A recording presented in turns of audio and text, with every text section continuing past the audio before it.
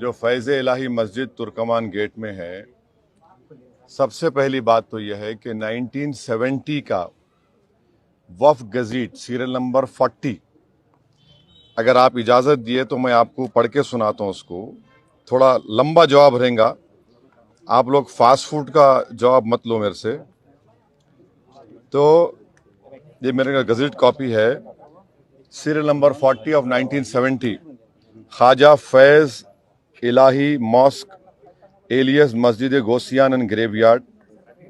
इसमें 1970 में लिखा हुआ है over 100 years worship and burial of dead bodies. ये वार्ड नंबर लिखा हुआ है, राइट। नंबर 1 ये।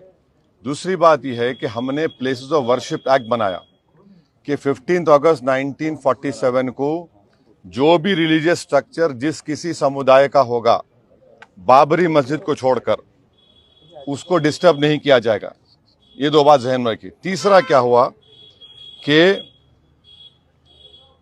नवंबर 2024 को 12 नवंबर 2025 को दिल्ली हाई कोर्ट ने ये कहा अपने ऑर्डर में, this petition filed in public interest seeks a direction for removal of certain encroachments said to have been found in a joint survey report herein referred to as JSR।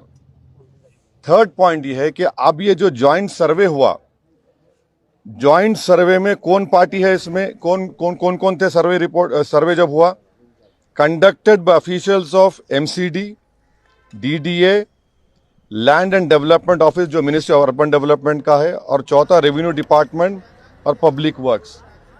जब मेरी जमीन है, आप मेरे को नहीं रख रहे सर्वे में। हाँ, मेरी जमीन है, सर्वे मेरे को नहीं रख रहे। चौथी बात यह है कि दिल्ली हाई कोर्ट का जजमेंट गलत है। क्यों गलत है डिवीजन बेंच का? क्योंकि उन्होंने टाइटल डिसाइड कर दिया। अगर जब मेरा मालिकाना हक है उसके ऊपर, तो रूल पोजीशन ये है लॉ के लिहाज से वो वक्फ ट्रिब्यूनल को जाना। पांचवी बात यह है कि जब ये केस चल रहा था तो वक्फ बोर्ड के एडिशनल स्टैंडिंग काउंसिल वहां खड़े हुए थे और उनके मुंह में गुलाब जामुन था, एक लफ्ज नहीं बोले। छठी बात यह है कि आज भी दिल्ली वक्फ बोर्ड और ये मस्जिद के लोगों में केस चल रहा। क्या केस चल रहा? हर साल वक्फ प्रॉपर्टी को 20% वक्फ फंड देना पड़ता वक्फ बोर्ड को। दिल्ली वक्फ बोर्ड इनको बोल रहा था 70% दो। ये केस आज भी चल रहा। तो ये Delhi Waqf board is complicit in this matter. जब ये फैसला नवंबर 2025 को आया तो दिल्ली वक्फ बोर्ड को रिव्यू पिटीशन फाइल करना था, रिव्यू पिटीशन फाइल नहीं करे। और ये एक बात याद रखिए, दिल्ली वक्फ बोर्ड के एडमिनिस्ट्रेटर और MCD का हेड जो थे, एक ही आदमी था। MCD का हेड और दिल्ली एडमिनिस्ट्रेटर। फिर कोर्ट में क्या बोला कि भाई MCD को बोला कि तुम हियरिंग करो। अगर आप मेरी जमीन है बोल के बोल रहे, आप कैसा हियरिंग करते? वो प्रिंसिपल्स ऑफ नेचुरल जस्टिस के खिलाफ है। तो हर एतबार से ये एक तो जजमेंट गलत है, दूसरा दिल्ली वक्फ बोर्ड कॉम्प्लिसिट है इसमें। वहां की जो कमेटी है वो बिल्कुल काहिल नाहिल है।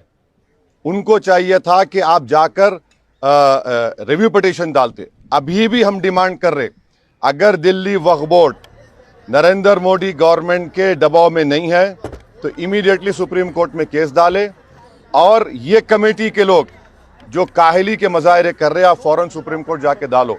ये वक्फ प्रॉपर्टी है, 1970 का गज़ेट इशू करती गवर्नमेंट, और LDO is under urban development ministry. तो ये पूरा गवर्नमेंट की साजिश है, इस प्रॉपर्टी को वक्फ बोर्ड की डिमोलिश किया गया है।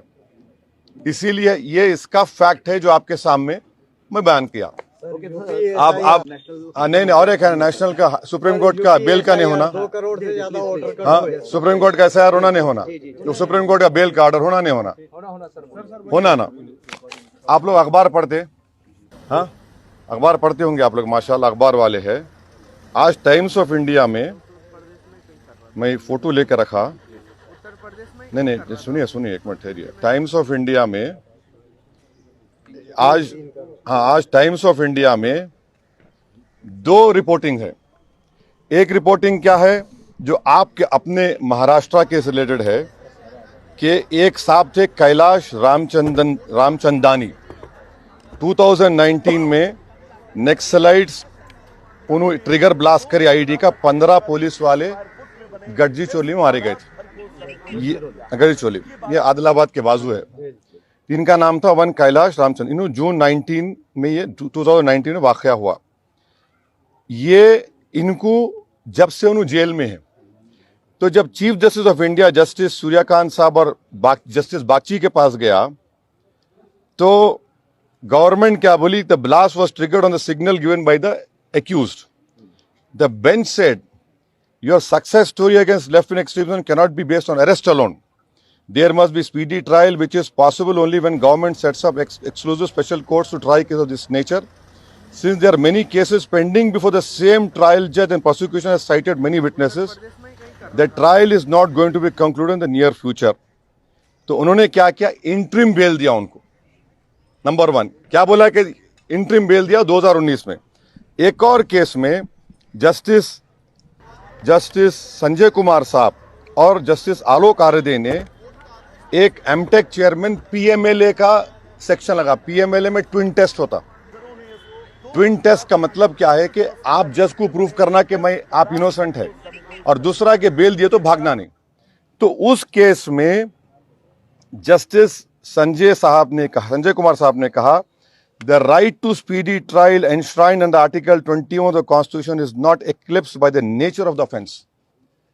अब तीसरा ये बच्चों का केस है जो 2 को नहीं मिली। आप देख लो, एक जज का बेंच ये बोल रहा, एक जज का बेंच ये बोल रहा, एक जज का बेंच ये बोल रहा। तो मेरे को जरा मैं सरप्राइज हूं, शॉक हूं, ये क्या हो रहा है। चौथी बात ये है कि वो जो उन्होंने क्या किया, उन्होंने वो जो बेल का कंडीशन लगाया, जिनको बेल दिए कि कोई ये नहीं करना, बोलना नहीं। तो एक शेर है, ये दस्तूर जबाबंदी है कैसी तेरी महफिल में। ये दस्तूर जबाबंदी कैसी है तेरी महफिल में, जहां बात करने को तरसती है ज़बां मेरी।